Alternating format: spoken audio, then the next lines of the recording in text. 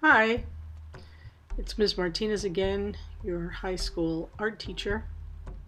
And today we're going to be taking another look at using acrylic paints to paint with a technique that applies transparent layers of paint. One of the things I want to particularly mention about this is it is a process and you need to allow drying time between your layers of paint to get that nice layered effect. Over here in the corner, I'm just going to draw a few rectangles, and in a few minutes I'm going to start by painting in my primary colors.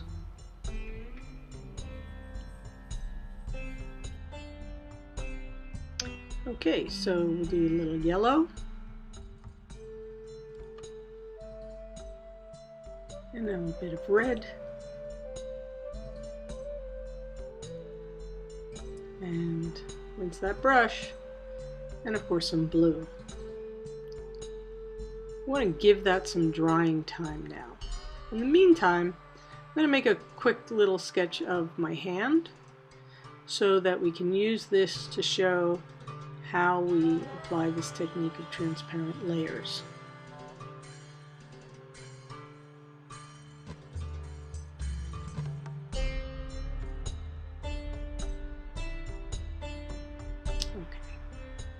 I'm also going to make a little circle here and show a little bit about shading. Okay, so my primary colors are dry, and now you can see as I put the yellow, red, and blue stripe over them, you can see the different ways that we get transparency.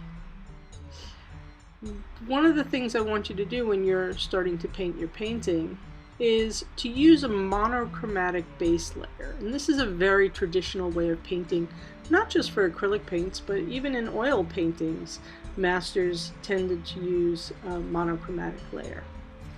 And for our purposes, you can use any hue that you like, and we'll be mixing white to make lighter tints of that hue, or black to make deeper, darker shades. I'm going to paint in a little bit of a lighter tint around the background.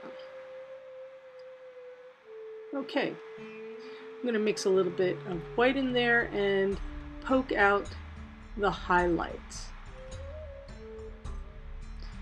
Notice I've made a specific decision about what direction my light is coming in.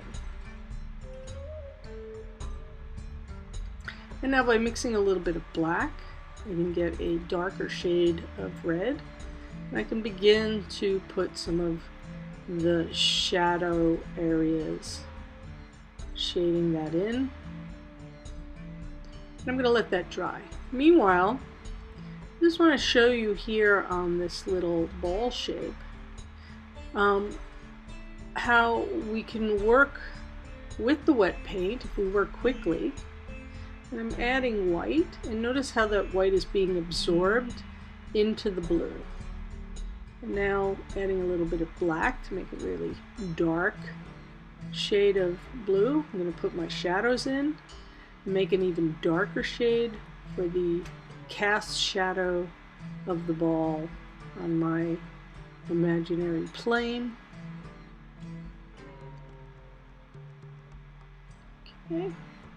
And again, consistently showing where the light is coming from. The side of the ball closest to the light catches the most light, and furthest away is going to have the shadow.